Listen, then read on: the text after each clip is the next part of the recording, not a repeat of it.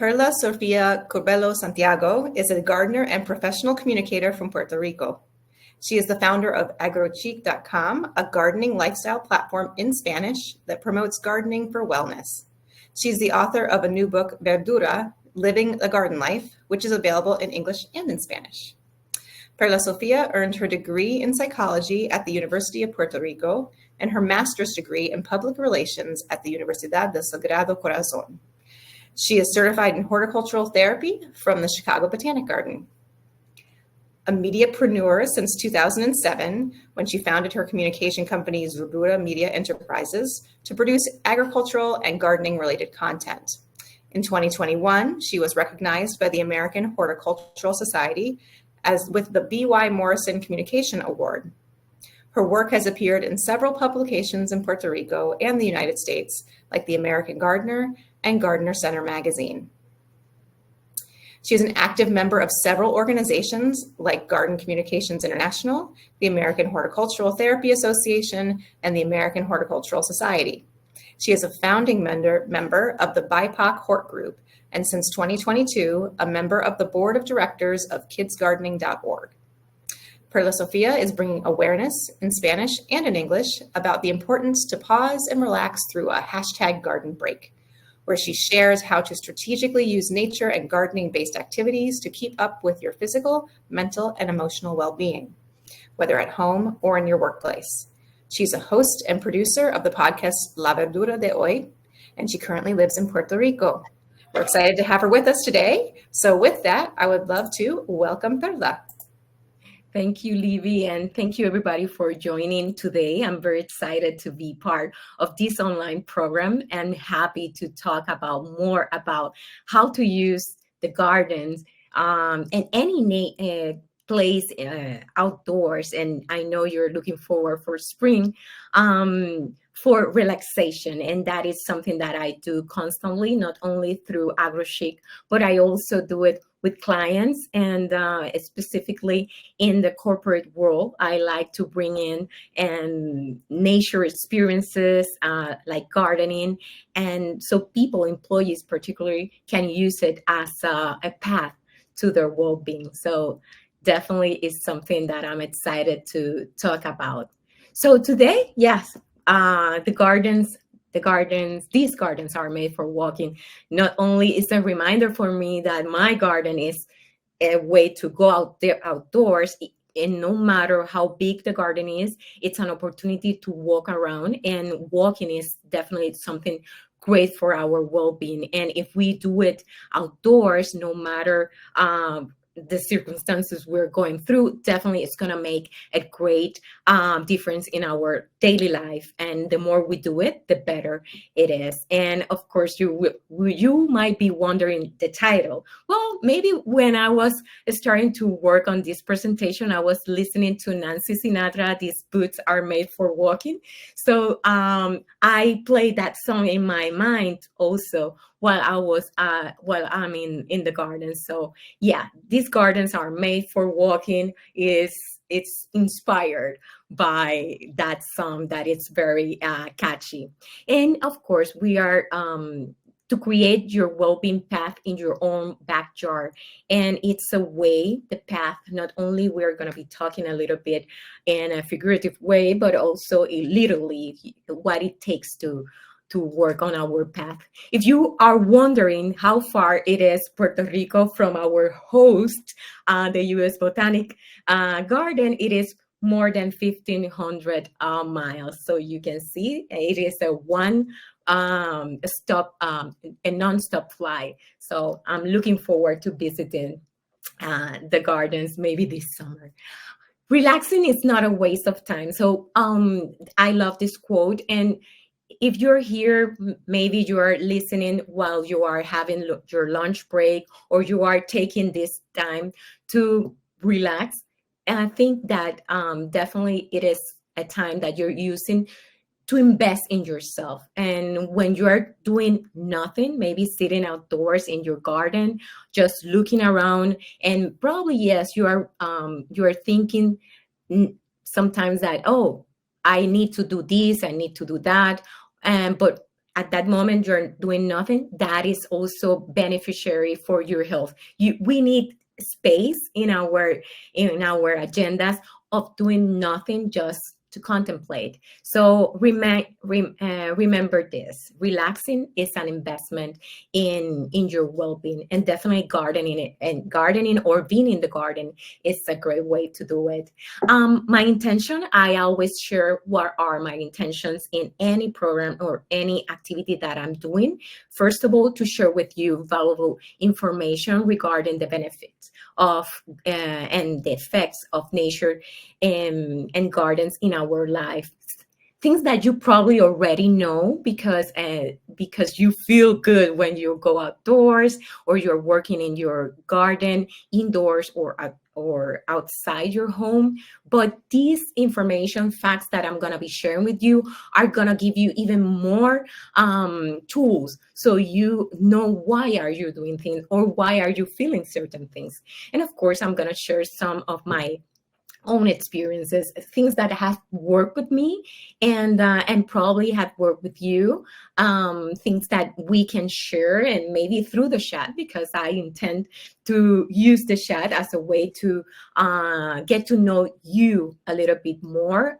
Probably there are going to be segments in here during this presentation that you're going to be able to use the chat, not only to ask questions, but also to participate. And so other people can know about who you are or what are the things that drive you when you are working in your garden.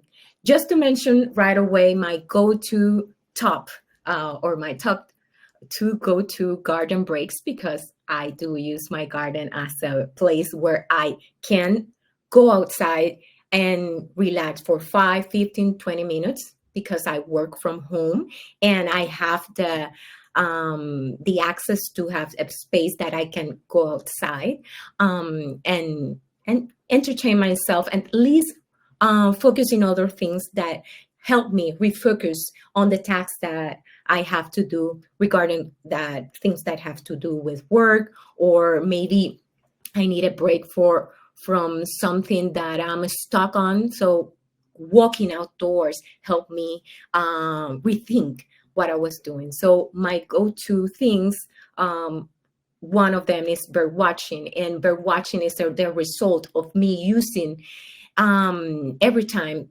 the garden more and more. And I place a garden bath, I bird feed them. I have a couple of bird feeds around the garden. So when I sit in strategic places, I can watch the bird doing their things. And that definitely is something that relaxes me and also entertain me. And sometimes I'm amazed about it. And of course, I weed, sometimes even for 5 minutes.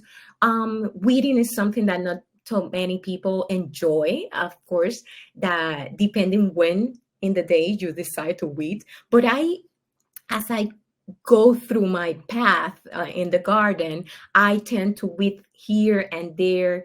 And I like that feeling of pulling out the weed, especially when the soil is a little bit wet after the rain. And yesterday we have big rain. We have a little bit of rain in Puerto Rico. So it was nicer to pull out. So that's that effect in me, it's very relaxing. So even if I go outside for 5 minutes, I weed something and right in front of me, or maybe around certain plants.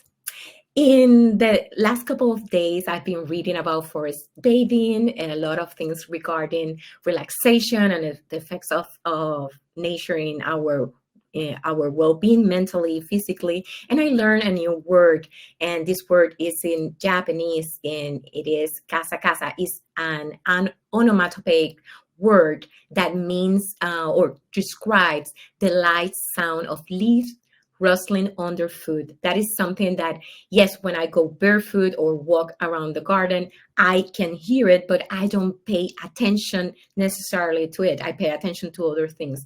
But now that I know a new word that not necessarily has a word in English to describe this live sound, this like sound, it is something that it keep me now interested to learn how other cultures or in other languages people describe the feelings, the sounds of nature. So casa casa, when you're walking over leaves, it is you can now know this new word. So it's always very interesting, and I love to share with people things that I read that I learned as new word. In terms of the transformative power of garden in our well-being, there's so many things, and I know you already know that the power that being in the garden does for you. But just for you to have an example, it lowers the stress, and as I was mentioning, I step out of my office after maybe a 90-minute work schedule because I need to refocus myself. Maybe there's something that I'm working on that it keeps me stressed out, and not necessarily in a bad way, but it tenses me. And it's known that being outdoors doing gardening or being just sitting around in contact with nature, it lowers your cortisol, which is known as the hormone of stress, the stress hormone. And by the way, I was reading this morning, I was checking a graphic that Ariana Huffington, the mediapreneur and also an advocate for sleep, she shared that Google Trends were sharing this graphic, and that has to do of people looking for the phrase how to lower cortisol, meaning that people were looking for ways to lower their stress. And we know that after the pandemic, people look for this or for strategies to deal with the pandemic, the stress that was related to it, and people still are in a stress. So from 2015 to 2020, it was in a constant that graph. But then after the pandemic, the graph went up. So and it's still up. So if you Google in Google Trends how to lower cortisol, you're gonna see how the graph has been up for the past couple of years. So just for you to, so you're on point when you're here and wanting to learn more about how to use your garden as a path for relaxation. Of course, it also helps you reduce the muscle tension. I mentioned to you that when I'm working here, I like to step out of the office, and that's literally a way to stretch your body. Sometimes we while we are typing, or we kept the same position for longer period and that's something that is going to affect maybe our neck, our lower back, and we need to stretch out. So definitely, if you have a garden or a green space that you can go to, it's the first step to start transforming your well-being. Of course, help us to regain our focus on task. Studies have shown that after a 90-minute task, that we're focused doing something, our brain we start drifting, we start losing attention to whatever we are doing. Maybe we start thinking on other things, or I'm hungry. You start playing with your hair. You start seeing or watching, I don't know, the fly that is on the wall, things like that. So those are signs that you definitely need a break, at least a short one. So nature can help you, 5-15 minutes that you take outdoors, or maybe working with your plants indoors, that help you refocus your attention and maybe finish up the work that you were doing and maybe you were dragging to finish. That break in nature will definitely be helpful, and it will add to your well-being in terms of your mood. You're gonna feel better that you finished something and you didn't drag your feet on that.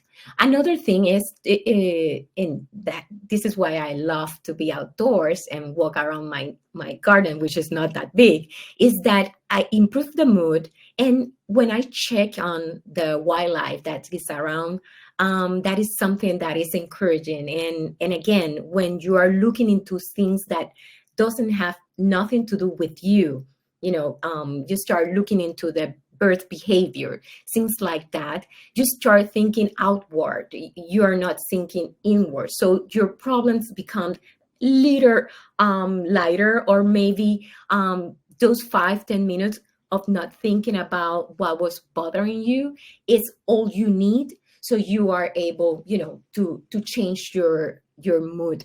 And of course, there are a lot of things that can amaze us in the garden, not just seeing probably seeds growing, germinating. That is something that is always fascinated me. But also how are looking at patterns in the leaves or maybe the colors, or maybe the light, if it's in the morning or if it's in the afternoon. Those things can, if we let them, they can amaze us.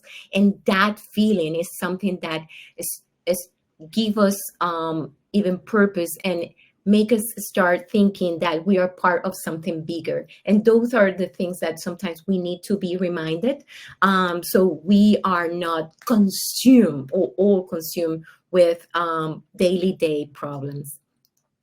In my garden, I use it in several ways, but definitely in the past few years, I've been using it more and more for my relaxation, for my in a conscious way, for my well-being. I have a place for contemplation. I use it for contemplation, for experimentation, and of course, checking on my emotions. It is incredible how the very same place can hold you, can lift your mood, but also comfort you when you're feeling sad, when you are or maybe level up if you're angry for something, it helps you. All those distractions that are of the things that are happening outdoors will help you feel better. And that's the way that I've been using it. Of course, one of the things that I use my garden for is to be more creative. I'll feel more creative. And for my clients, I mentioned that I work with a lot of, I work with companies that want to do workshops for their, on their behalf, and maybe they contact me so I can give to their clients a workshop regarding gardening, but also maybe for their own employees. So this is a miniature garden that as a result of a workshop that I work with a bank, a client that they wanted to do something for their clients. So what else I was thinking, what can I do? So a miniature garden, which exemplified the things that I have in my garden. So the garden, again, is an inspiration for me to give solutions, not only to my own life, but also to share with other people, for clients. And I encourage you to start looking into your garden, or if you are starting to build on or practicing gardening, look at this pastime as a way for also share solution for your own clients. And third, I use the garden to rethink how is my relationship with the planet. How can I do better things for the planet? One of the things that I don't use in my garden is chemicals. So I don't use pesticides that I know are gonna be harmful for pollinators, things like that. I like to repurpose. So again, every time that I buying things, I think about, okay, can I reuse this later? Or maybe I have things at home that probably I can repurpose. And a lot of gardeners here know what I'm talking about. We are well known of being great repurposers. So yes, these are are just a few examples of how my garden has transformed my well-being. And of course, I have to say, my verdura, I did all the projects at home, at the gardens, outdoors or indoors, and it transformed my life. So the garden, because of the garden, I have a book, may I say. In terms of around the world, well, I'm the kind of person that love garden, that embrace the garden tourism, and I know you too. And different culture, in different countries, different cultures embrace gardens in different ways. They celebrate nature in different ways, and these are things and celebrations that can inspire us to celebrate what we have, not only in our own country or neighborhood, but in our own garden. We can create our own celebrations, and we are looking forward for spring. That is 19. It is in the 20th, so people are counting down. But as an example, in Japan, you have the Hanami, which is which means flower viewing, and it's a celebration. By the way, it's not only celebrated in Japan, but I know in South Korea, they do have flower and viewing parties. And so people go during a very short period of time and celebrate with their family, with their friends. They have picnics, they go in canoes and go down rivers to watch the flowering. And that is a great feeling for a lot of people. I enjoy going in different garden tours and make me happy. And of course, it's good for business too. And you have famous flower festival, like in the Netherlands, the Keukenhof Garden Festival, that attracts so many people. And this festival it is for a short period of time, from March until May, and that's it. So it is something that celebrates flowers, that celebrates gardens, and again, a reminder for us of the many things that we can do back home, and we don't have to replicate them exactly, but we can be inspired to do them back home.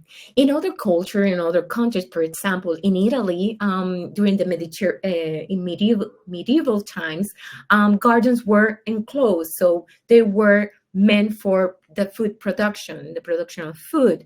But during the Renaissance, the garden opened up. So, and the gardens that we associate with, or we call Italian gardens, take the Renaissance time, and it features things that were very popular during that time, and still, even though after so many years, we love go through different paths. We love seeing the shade that the trees do, because Italian gardens were meant for and are meant for the purpose of pleasure. So yes, they encourage the production of food, but during the Renaissance, it was more about, if you have a garden, you have to use it for your pleasure, to invite friends to use it. And we nowadays have something of that too. We want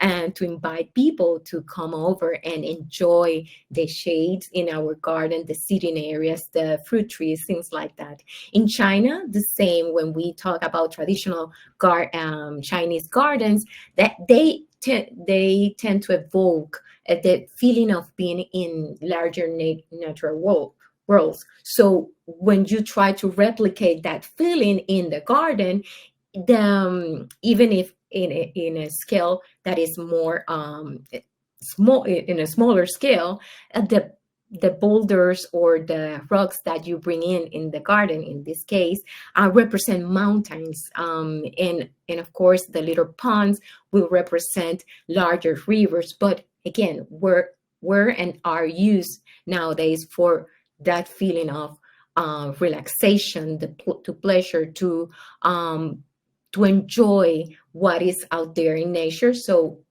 if you can go to a larger landscape, you can have it back home.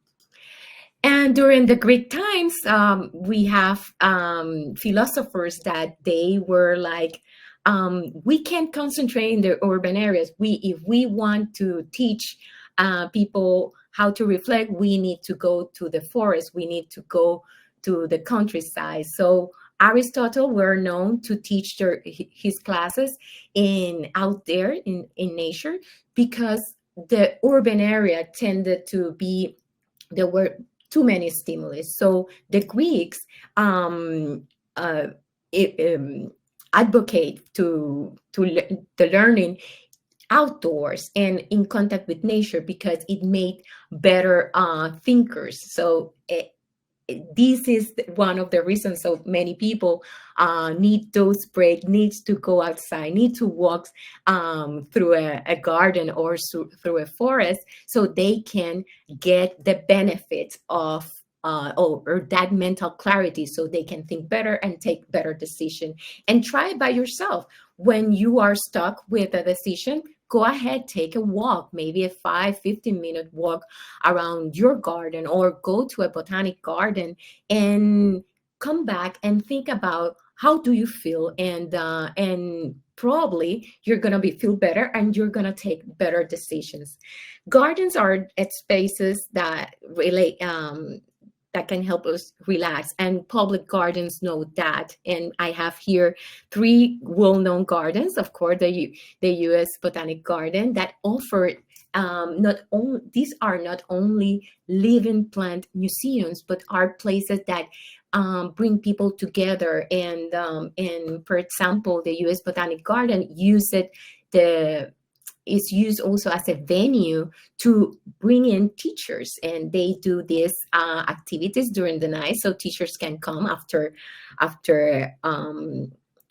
dark and enjoy not only of the venue, but also connect with other people and learn about environmental programs, things like that. We have other gardens that offer services regarding relaxation, like forest bathing, not only for people that can walk literally, but also for people who are in a wheelchair or have limited mobility. And of course, we know that public gardens, botanic gardens, love to bring in performers, theater, music, and they have areas just for entertainment and in this part. So these are things that we can use an inspiration to do it in our garden, maybe in a smaller scale, but it's a great example that if the bigger gardens are doing it and they have a great response, is because there's something there, and they know how true it is that gardens make our life better, and the more we invest in them, the better the results. When we're talking about science behind these feelings of how nature makes us feel, we think about the biophilia theory, which established that we humans feel more connected to nature, and it's a feeling that have evolved with us, and we feel attracted to all other beings, not only animals or plant, everything that has to do with nature. So this is something that help us explain why we feel more closer, or we rather natural scenes or than urban scenes, or we perform better after we walk in the forest than walking around a very busy urban area. Another theory that is very well known is the attention restoration theory, which established that we humans have 2 kinds of attention, the voluntary and the involuntary attention. So the voluntary attention is the one that I'm using right now to keep up with the presentation, and of course, paying attention to time, things like that. And when I need to, when I'm using this kind of attention, I'm stressed. I'm in a stress situation. So to let let my nervous system to rest, to recover from a very stressful situation, I can go outdoors and start paying attention to things that are in nature, wildlife. And of course, I'm paying attention, but it's our involuntary attention that it doesn't require that much effort from us. So we let then the voluntary attention, the primary attention, to rest.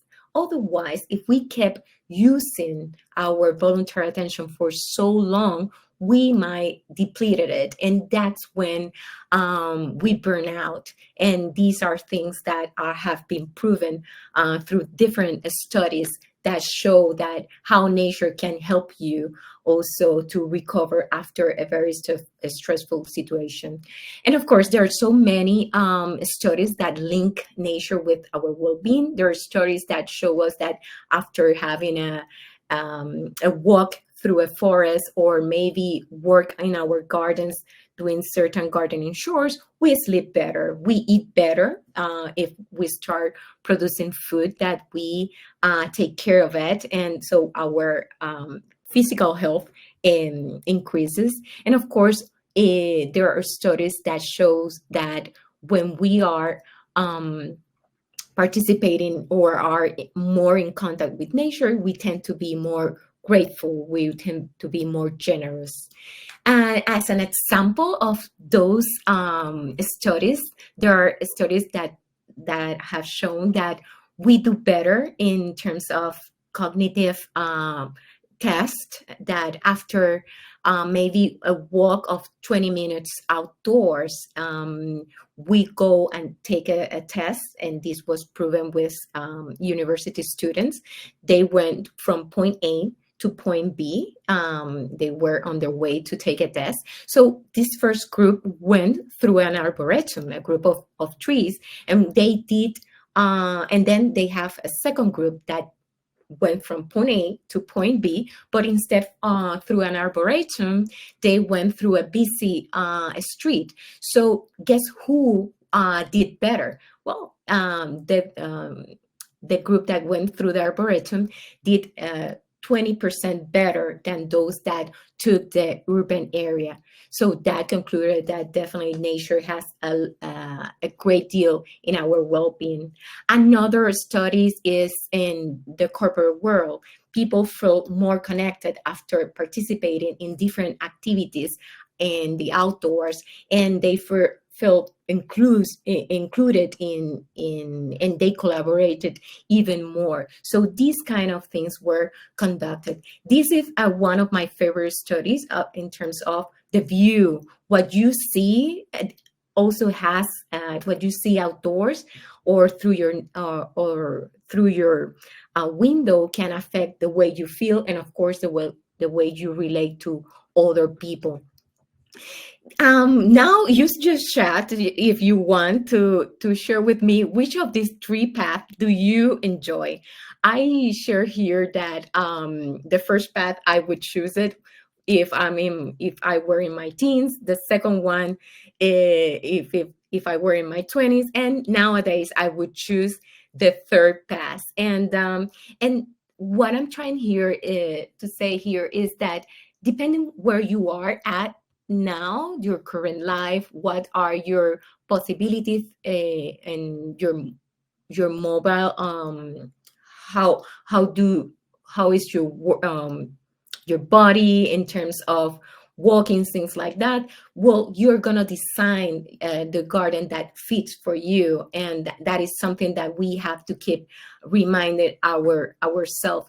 Maybe when I was in my 20s, I would go upstairs, up and down, no problem. But nowadays that I'm older, I rather has a path that is that goes with my mobility, and of course I keep attention on how I stroll in my garden so I don't get hurt, things like that. So think about when you are walking through your garden or or the garden that you want to design, you have to think about the path and the materials that you are in the floor. So that will help you stroll better and will attract you to go outdoors more. If you use your garden just for, I don't know, another storage in your life, definitely is something that is gonna keep you away. So think about that. Think about the path. Author Toby Musgrave, author of the Garden Elements and Style, he defined the path as a method of directing and controlling how a visitor progresses through and thus experiences a garden. As such, it must have a reason. It must go somewhere. So no matter how big is your garden, that path that you're going to be building should take you to a different destination in your garden, and you will enjoy it more. I really see my garden as a place that, okay, if I have just 1 minute, I can go from point A to point B in less than a minute because it's not that big. But also, if I need to stay in my garden for an hour, half an hour or more, I have few destinations that path that I have built can take me. And there are certain things that I have built in my gardens or the plantings that I have that help me enjoy it for as much time that I want it. One of the things that I use, and it is proven that the more you engage all your senses, the better results you will have. You have here your 5 senses. So I'm going to open the chat and going to see what people are. I can see what are the paths that people are choosing. So one of the things that I do in my garden is that I chose 2 senses that I focus on. Of course, I engage in all the 5, but I use sight and touch. So write in the chat which or at least 2 of the senses that you really like to encourage more in your life. Maybe it's sight. So if it's sight, you will have to start maybe gardening or planting more colorful plants, or maybe it's touch. So I'm seeing here sight and smell. Of course, I'm seeing people were sharing about the previous slide. Okay, sight, sound, smell. So this is a great guide for us when we're starting to plan our garden. Try to focus on the first 2 senses that you are more drawn to and build around that. Of course, when you have things that you can touch, if they are fragrant, they definitely will encourage your sense of smell. And probably those things that you're smelling are herbs that you can use and you can taste, you can drink through a tea, or maybe you can plan a meal around that. So think about that. Think about things that, of course, encourage great memories. The smell is one of them. It's very connected. So have things that you enjoy. So we're going to be moving on here, but thank you for sharing. That's a great, this is how you start. If you like fragrancing, start planting things that are fragrant, and you can add things depending on the day. If it's in the morning, there are going to be plants that you want to use to lift your mood, and, before going to work, or maybe if you're returning from work, things that help you calm down, things like that. So you give your garden a purpose beside maybe producing food. You give your garden a purpose for relaxation, and maybe you go more specific. Where can you gather inspiration? Well, definitely for me as a garden communicator, I gather a lot of inspiration from visiting gardens, private and public gardens. Here are just a few of the examples of things that I really enjoy. Visits that I did in Buffalo, Chicago, Minneapolis, and this doesn't mean, and I mentioned it earlier, this doesn't mean that I have to come back home and do exactly what I saw. I don't think my husband would be happy if I take the toilet or maybe the wash hand stand. But these are things that are fun and are a reminder for me to have fun in my garden, to go outdoors and see something that makes me smile. Another thing that you can use in that I use a lot in the when I visit public garden in particular, I pay attention of the things that they, not only their programming but also how they build their areas. For example, you can, if you go to the U.S. Botanic Garden, you can see how they construct their path, so on the materials that they use. I remember when I went to the New York Botanical Garden during the Shihuli nights, that it was in 2017, and I saw how was that and that was a show after dark. And again, this is an inspiration. Maybe I can aspire for a Shihuli piece, but if not, I can always inspire or aspire, may I say, to use lighting in a different way, so I can go and walk out my to the gardens and enjoy it in another time of the day. Not necessarily it has to be just during the day. And of course, you can get ideas of things that are more doable, like this lovely topiary. You can come back home and do something in your garden that remind you to this beautiful time.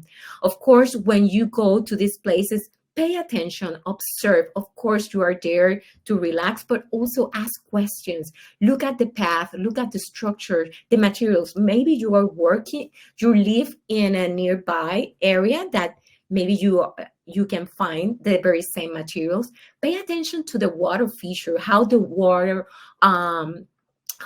fall. Not all water features are made equal, and that a fountain that is too loud can be disrupted in your day. So pay attention to that. Ask questions.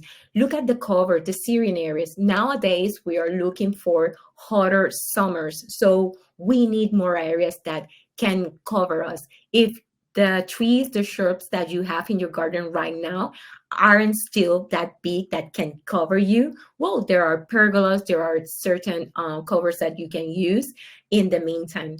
Look at the gardening project, look at the planting, look at the color, how they contrast. These are great places where you can gather great ideas.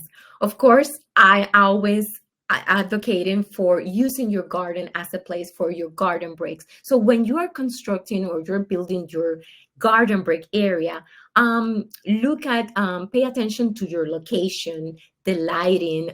If you need lighting, extra lighting, especially if you plan to use your garden after dark, the path, the flooring, what materials are you gonna do? If you're the kind of person like me that likes to walk barefoot, you have to pay attention then to the flooring a lot.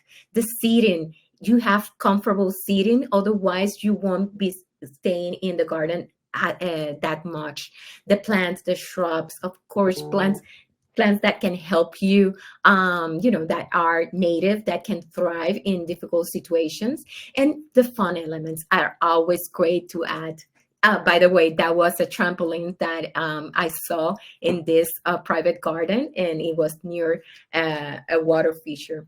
Of course, when we are paying attention to our senses, and the more things that we do in our gardens around a sense, that is better for our health.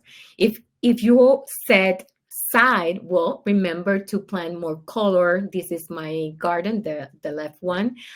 This is part of my pollinator garden, so I like a lot of colors and things that I can use to have a bouquet of flowers in my desk. So I did this intentionally. I wanted something to add in the garden that attract pollinators, but at the same time that help me, go around the garden, cut some flowers, and bring it indoors. And of course, try to put plants and trees that has different patterns, and we are attracted, and we are attracted to nature patterns. It makes us relax. If you are looking for things for smell, fragrant things, citruses, for example, lemon trees, orange, that lift our mood. Things that calm us, like chamomile, like lavender, even the soul, working in the soul can help us relax.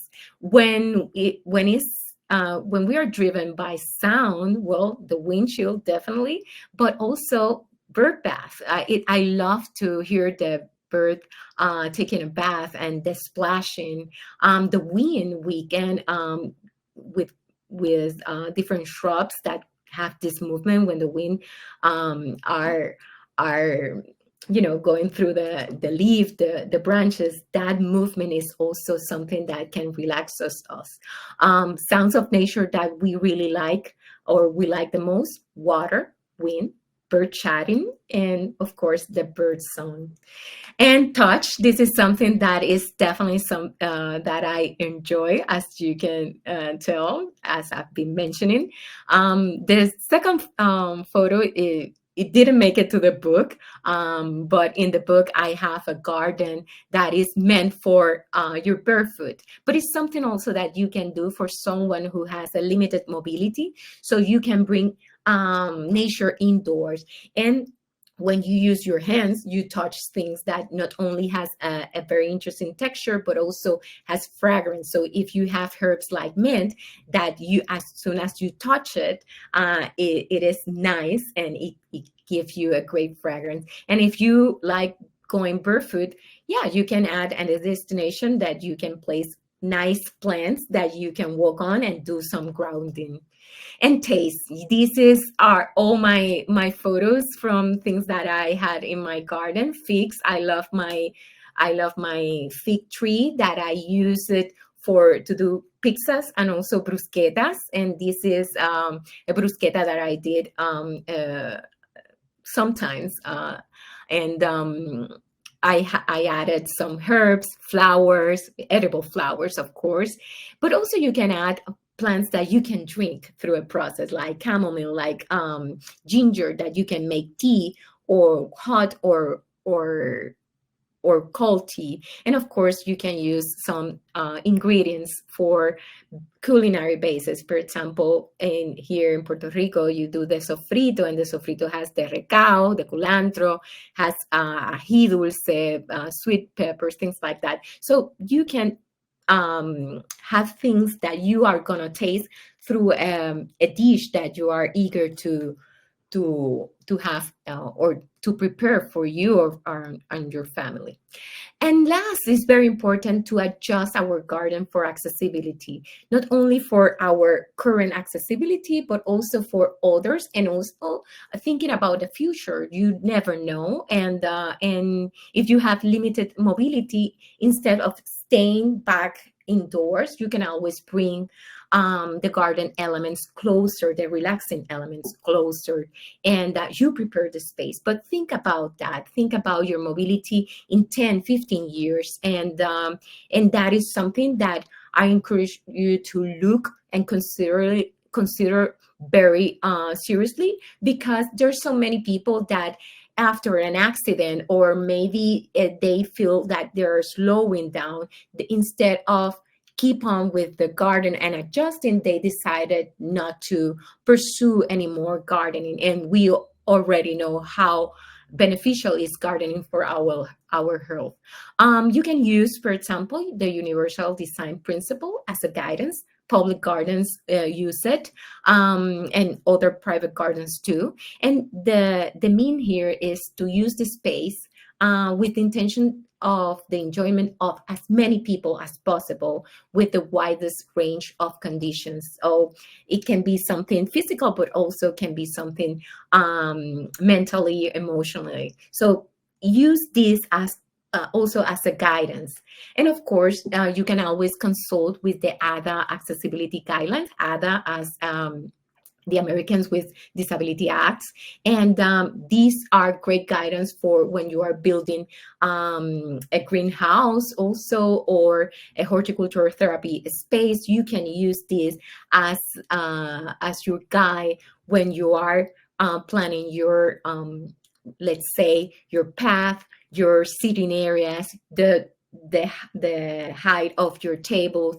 Of course, you think about the tools, how you use your tools, or maybe change tools from to ergonomic tools, things that are lighter, because as we get older, we might consider things that are beneficial for us, so we are not that invested in using our strength. Maybe we have arthritis or something that we can keep up with the very same tools, so we may need to change them for our wellness. Here are some resources. Take a moment to take a picture of resources that you can use and to help you in adjusting the garden for the life you want. And of course, nowadays, more and more companies that sell gardening products are taking into consideration the widest range of needs out there.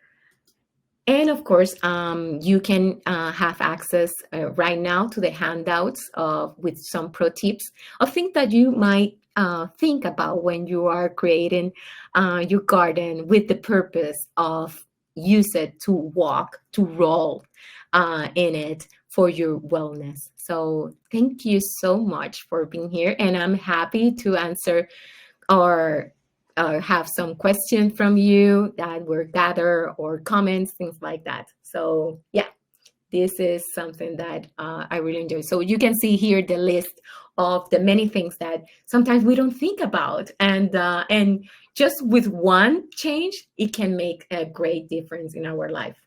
Libby. Yeah, thank you, Perla. This has been amazing. I will say we had a question come up during your presentation, just asking, is there any reliable data about elements or things that should be avoided in gardens, things that might be disturbing or upsetting? Well, definitely are right now in terms of one specific, but yes, in terms of lighting, there's been a lot of information that is coming up in terms of how lighting in our gardens after dark can impact the wildlife that we are trying to attract during the day. So that is something that actually in the book, I have by the way, I do have in the book a project that is called Night Sky. And I talk about things that we can do to try not to use that much light, or be conscious about the wildlife. So I do have that information. But one of the things that I want to mention is that we are seeing change of behaviors in terms of gardening, because of how warm it is during the day, and more people are gardening after dark, and people are going to start using more lighting to stay for longer period. And be conscious that is going to affect wildlife, because and we're going to be disrupting the cycle of birds and that use our garden and to mate, to rest, and that is going to have an effect on it. So there's information, and you can definitely find a wealth of studies that are showing that this is something that is harmful for the wildlife, but also for us, because without wildlife in our gardens, that is going to affect us too. Yeah. We just had someone in the chat ask if your garden attracts pests. They've been tempted to grass entire space and forgo plants and flowers. Their yard now has moles, groundhogs, deer, wildcats.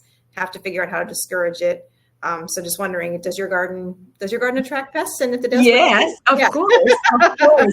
Here in Puerto Rico, I know deer, rabbits is something very common in the U.S. Of course, depending where you are, bears. But in Puerto Rico, the pest that has I have to deal with is the iguanas, lizards, small ones. Of course, I live nearby um, uh, water, so that will attract this kind of animal. But interesting, again, when you have more biodiversity in your garden, pests tend to be controlled.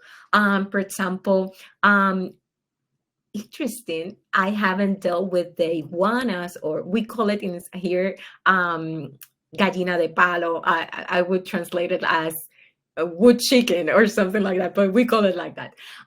So I have a couple of cats that come to the garden because they are attracted by the birds. Of course, they try, but while they're here, they keep the lizards, the iguanas,